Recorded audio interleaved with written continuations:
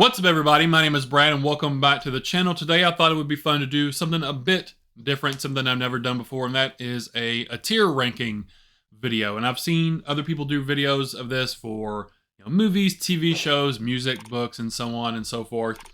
So I thought it would be fun to do one for the Stephen King books that I have read, which I haven't read all of them. I think I've read 32, so we'll be talking about 32 books today out of like 80 something.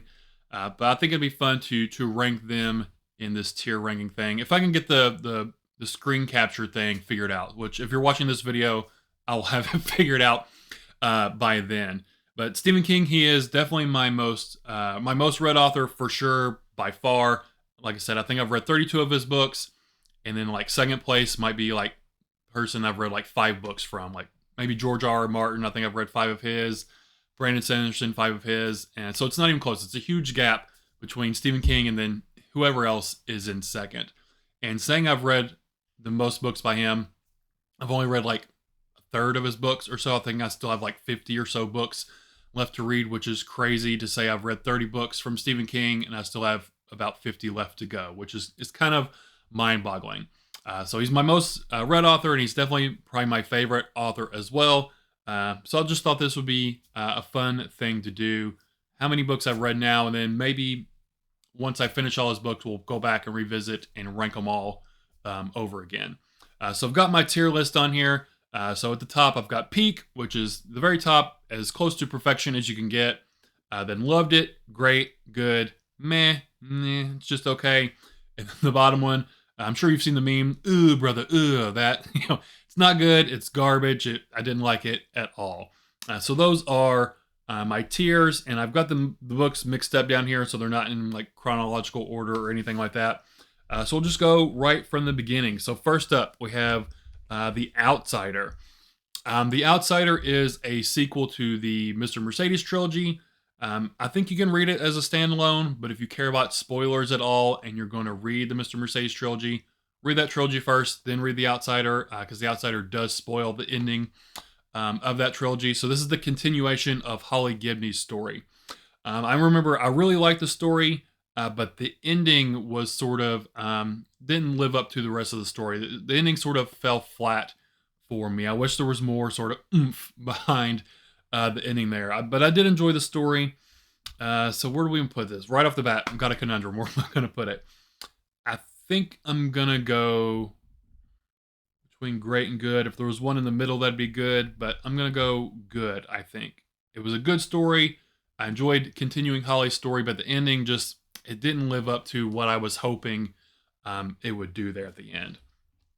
So good, sort of right in the middle. I think that's a good place to start. So next up, Billy Summers. So this is a more recent read, one of his newer books, and like the first 150 pages or so, I really liked, and then the book sort of changed, and some characters got together and started going on their own kind of journey, and I just wasn't as invested in it from there on out. It does have a cool Easter egg from one of Stephen King's more famous books near the end, which I enjoyed. But overall, the story was just it was okay. I did not like it as much as The Outsider, so I don't think I can put it at good. So I think we're going to do meh for Billy Summers. Yeah, it was alright. It was alright. It wasn't bad, but it wasn't great or good either. Carrie. So Stephen King's first book, Carrie. I enjoyed Carrie quite a bit. I believe some of it's told in epistolatory, if I remember correctly. There's like articles and like court reports and things like that, I believe, if I remember correctly, throughout the story. And one thing Stephen King did with a lot of his earlier books, just at the end of these books, he just like love to rain destruction, and it's so much different than the movie. The endings are completely different. Stephen King basically like burns everything down at the end of Carrie. It was really good. I enjoyed it. It's a quick read. I think it's a lot better than the movie. I really love the ending. I think I'm going to stick Carrie at great. Great for Carrie. Carrie was pretty good. Next up, The Gunslinger. So this is book 1 in the Dark Tower series, which I love the Dark Tower as a whole. It's probably my favorite fantasy series of all time. But The Gunslinger, it's a tough book to get through. At least it was for me. I was kind of confusing. I didn't really know what was going on. And yeah, it was just I don't know. So I think I'm gonna stick the Gunslinger at meh. I think that's a good place for it because I don't think it was good, and it definitely wasn't. It wasn't trash by any means. So yeah. And some people will say that you should skip the Gunslinger and then start with Drawing of the Three and read through, and then at the end of the Dark Tower, if you want to go back and read the Gunslinger to do that, do not do that. That is terrible advice. Even though I didn't love the Gunslinger as a book, it is essential for the full enjoyment of the ending to the series. And I think if you skip that, the ending is not going to be as impactful as it is. So definitely do not skip the Gunslinger. Just kind of power your way through. It's not very long. It's like 200 pages, maybe 250 pages. And like I said, it's not bad, but it's just kind of eh. And then book two is exponentially better. You'll be glad you read the Gunslinger first and then continue on with the series. Next up, one of the newer, is it a short story collection? Because it's 4 novellas. I don't really know what it's called in a novella collection. If It Bleeds. This one also has a Holly Gibney story in here. It's the title story, If It Bleeds. And there's one, I'm going to blank on the name. They're turning it into a movie, which all Stephen King stuff seems to be turned into a movie. But The Life of Chuck. I really loved The Life of Chuck. There's a story called Rats, which was pretty good. And then Mr. Harrigan's Phone, I believe, is the fourth one, which was pretty good. Some of the stories I thought were great. Some were just kind of good. So I think we're going to go in the middle. We'll say this is a pretty good short story collection. All right, Salem's Lot. So if you are a fan of the channel at all, you know that Salem's Lot is my favorite Stephen King book. It's probably my favorite book of all time. So this one's easy. This is, for me, this is peak Stephen King. This is as good as it gets for Stephen King. It's the first Stephen King book I ever read, and it still is the #1 book for me by him. I loved it. I love the vampires. I love the town itself of Salem's Lot, how it becomes a character. You have all these little just townsfolk, these what would normally be just sort of side characters, minor characters, but they're written in a way where they become important and you care about them when they die. And it was an all around great experience. And like with Carrie, just a lot of destruction at the end of the book. So Salem's Lot for me is peak. It's about as good as you can get with Stephen King. Next up, we have Wolves of the Kala. So this is book 5 in the Dark Tower series. I did enjoy this one. I did not enjoy it as much as the previous few installments in the series. It's a little slower. We get some backstory with another character from another book, which if you read it, you know who I'm talking about. It does have some cool things that it pulls from other intellectual properties, Star Wars and Harry Potter. Some things pulled from there. I guess minor spoilers for this one. And it's a chunker of a book, too. It's, looking at it over there on the shelf, it's probably 600-700 pages or so. It is a little slow, so I'm going to stick Wolves of the Kala at good. Next up, Elevation. I'm going to go ahead and throw it at you, brother. I did not like this one at all. It's super short, and when I got done reading it, it felt just pointless. Like, why did I read this? Why is this a story?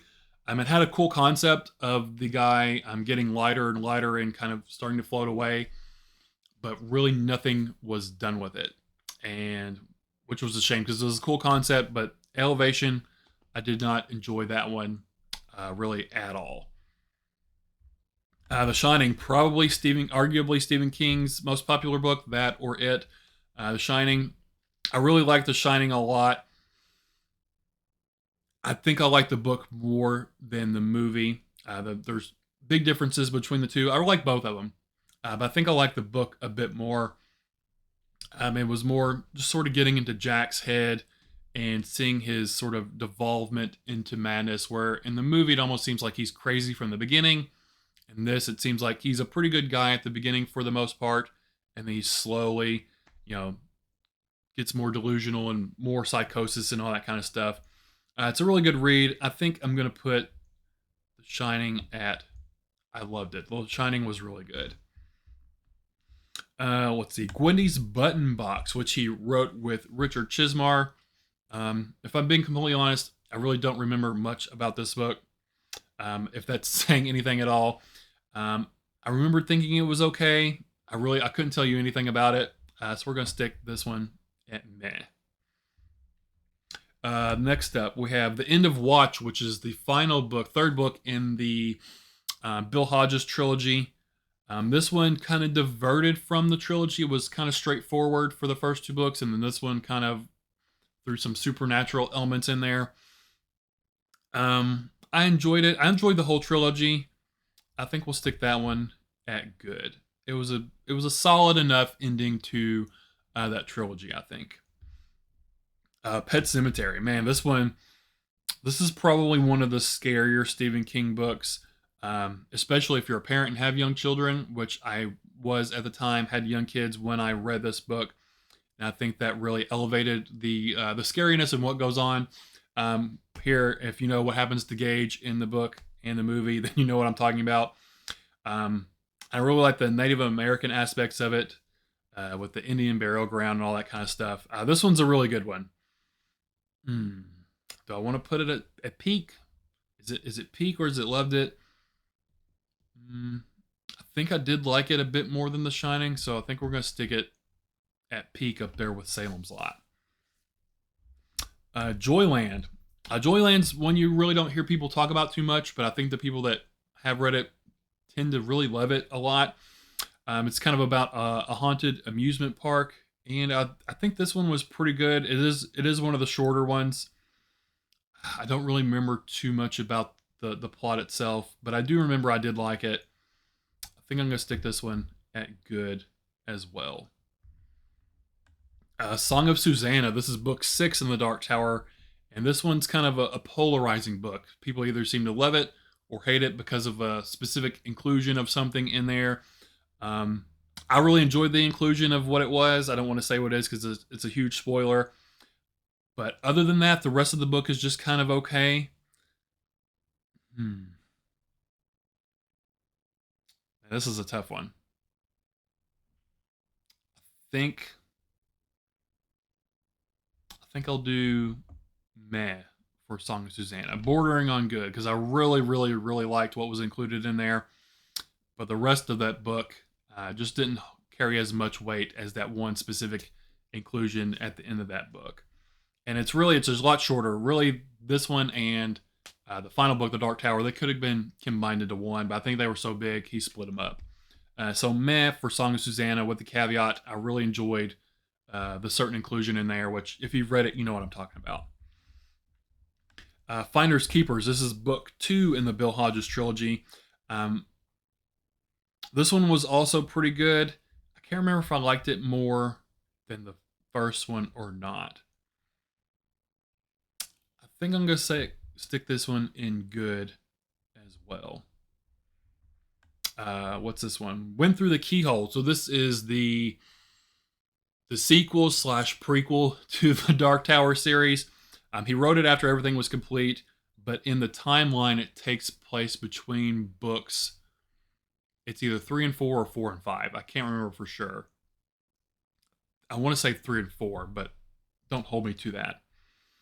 And it's sort of a Russian nesting doll story. It's a story within a story. So the quartet, they're sort of hunkering down because this storm is coming, and Roland's telling them a story, and in that story, another character is telling another story. It was fun. It didn't progress the story of the Dark Tower any at all, and you really didn't get too much more backstory about the characters themselves since it's a story within a story. It was fine. I'm gonna say meh for Went Through the Keyhole. The Regulators. So this one is a Richard Bachman book, and the companion one is Desperation. I have not read Desperation, but if I remember correctly, it's all the same characters. They're just kind of in alternate kind of worlds. I think I struggled with this one. I really did not like the Regulators really that much at all. The villain tack was pretty cool, but the rest of the story I was kind of bored with for most of it. So I'm gonna put it down here. The brother didn't really enjoy the Regulators. Revival. So Revival was great. Um, this is probably one of Stephen King's best endings to a book, and it's definitely probably his most cosmic, horror-ish ending in the book. And my dogs are excited for it because they're barking. I don't know if you can hear them or not. But Revival was fantastic all the way through, and the ending was like the cherry on top. So I'm gonna stick. I loved Revival. Revival was really great. Night Shift. This is a fantastic short story collection, and it's got a lot of iconic stories in it that have been turned into movies. If I remember correctly, Children of the Corn is in here. The story that turned into Maximum Overdrive with the semi trucks driving around on their own, and one's got like the Green Goblin mask. Boogeyman story is in here, which was recently turned into a movie. There are 2 Salem's Lot tie-in stories. Overall, this is a fantastic collection. One of my favorite short stories of not just Stephen King, but of all time, The Last Rung on the Ladder is in here. Strawberry Summer, lots and lots of great stories in here. I don't know if it's peak because there's one, the Jerusalem's Lot story, I believe it's called, which is a prequel to Salem's Lot, was just kind of okay. So I can't stick it at peak, but I loved it. It's a fantastic collection. Tons of great stories in here. There's one, I can't remember what it's called. I want to say it's called Gray Matter, but don't quote me on that one. And that one, a lot of people think is related to Pennywise, that it's another sort of a relative of Pennywise, another entity like Pennywise in that story. Remember, it's about, the guy in his apartment. He hasn't come out for a while. I think it's called Gray Matter. That was a good story. So yeah, I loved Night Shift. That's a great collection. Rose Matter. This one is pretty good. It's weird. There's about this kind of painting, and I remember I think Rose is the main woman. Her husband's like really abusive and stuff. Rose Matter was pretty good. I enjoyed Rose Matter quite a bit. And that's one you don't hear many people talking about really at all.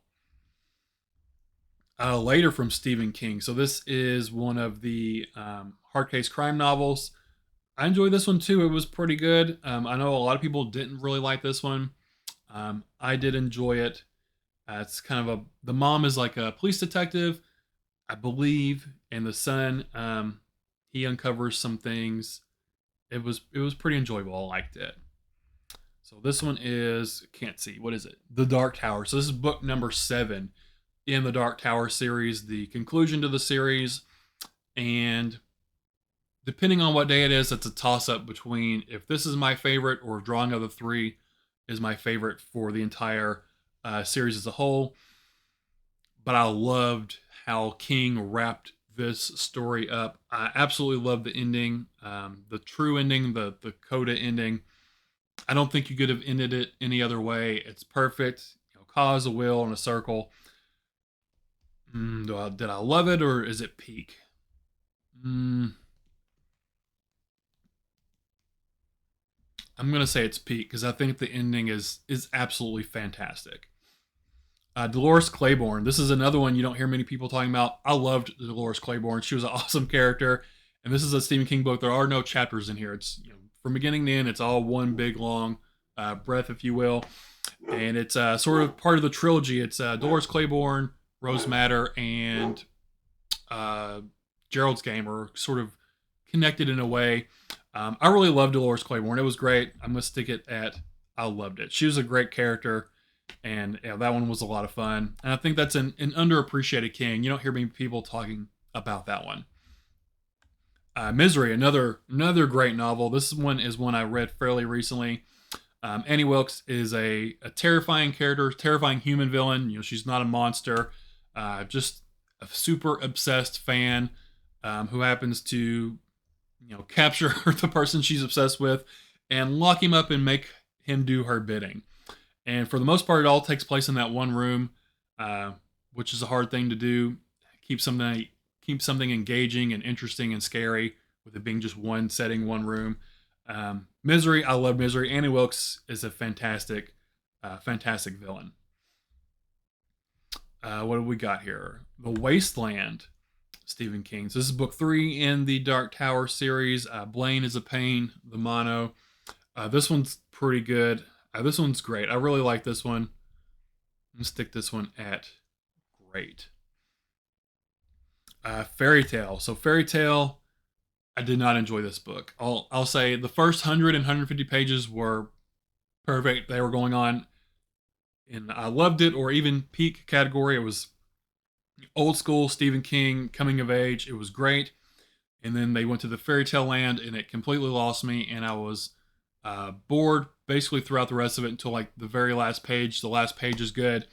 but it was a slog to get through, and it put me in a really, really big reading slump. So as much as I loved the first 100-ish pages, I'm gonna stick this one down at the bottom. It killed my reading mood for a long time. I really struggled to get through it. I was just bored with that one. Drawing of the Three. So I talked about this one a bit already. This one or the Dark Tower, depending on what day it is my favorite. Um, Completely, 0 to 60 from what happens in the Gunslinger. You draw through the three characters. You're going through all these doorways. You're like, what is going on? Who are all these people? It's sort of wild and mind bending, but it's easy to follow. I loved it. I'm gonna stick it at loved it. Since today it's not as good as the Dark Tower. Tomorrow those two might switch around. Mr. Mercedes, the first entry in the Bill Hodges trilogy. I really, really like this one. I think this one's probably my favorite out of the three.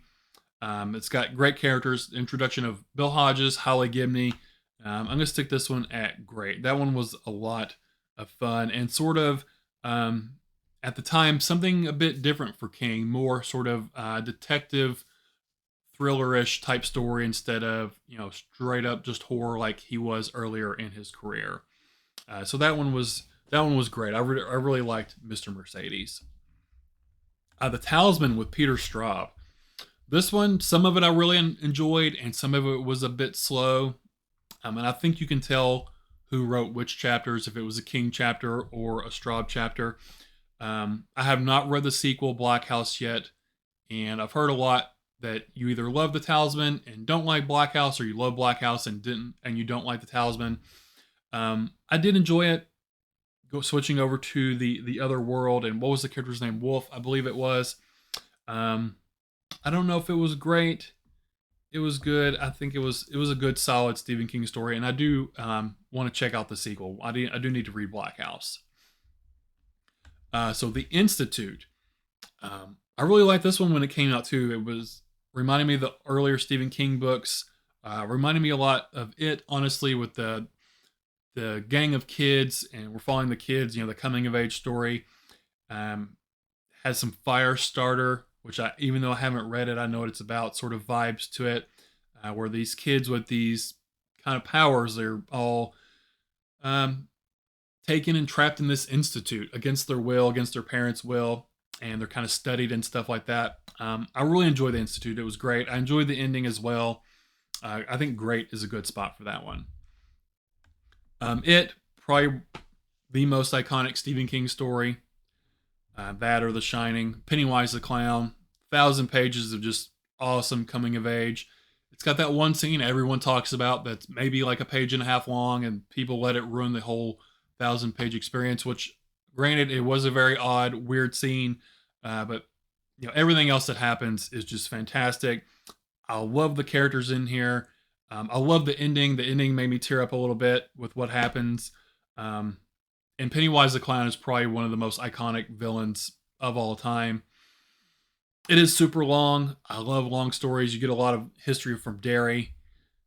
So is it loved it or is it peak? I think I'll say it's peak. It's over 1,000 pages.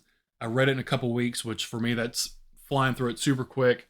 I think peak is a good place for it, despite that one scene that everyone loves to mention that I'm mentioning as well. So, what can I say about that? And then the last one on here is Wizard and Glass. This is book number 4 in the Dark Tower series. A lot of people don't like this book, and I don't know why, because it's one of the best ones in the series as a whole. It's all flashback pretty much. At the very beginning, we sort of get to a place after the Wastelands, and then Roland sort of tells us a story about his past. We get a lot of why he is the way he is and what happened to him, and I think it's great. It's more of a love story than any other King stuff, which me saying I like it is saying something, because I really don't tend to lean towards the romance stuff. It's not romance by any means, but there is romance in there for young Roland, and there's a lot of cool characters in there. Rhea of the Coos, the witch, she was super awesome. Did I like it as much as Drawing of the Three up here, though? don't think I liked it as much, just maybe a smidge less. So I'm going to say that Wizard and Glass is great. And I think that's everything. I think that's all the books I have down at the bottom. So we've got 4 peak books: Salem's Lot, Pet Cemetery, the final Dark Tower book, and then It. I think that's fair to say for me, those are peak. I loved The Shining, Revival, Night Shift, Dolores Claiborne, Misery, Drawing of the Three. A lot of great and good ones in the middle. And then the ones at the bottom, the ones I did not like at all: Elevation, The Regulators, and Fairy Tale. I think that's a good spot for everything. I don't think I would switch anything around. Maybe move 1 or 2 of the goods up to great, but we're going to leave it as it is. So that's it. That has been my tier ranking list of all the Dark Tower books, all the Stephen King books that I have read. I believe there's 32 books on this list. If you enjoy this, I might come back and do this again later on once I've read, a good chunk more of his books and see where things stand then. See what new books I've read, where they fall within this list. That's it. This has been a lot of fun. There's a lot more sort of in the middle on good than I was expecting. Because like I said, I do love me some Stephen King. But that's it. That's all I had for you guys today. So thank you for spending your time with me. Again, my name is Brad, and I'll talk to y'all later. Bye.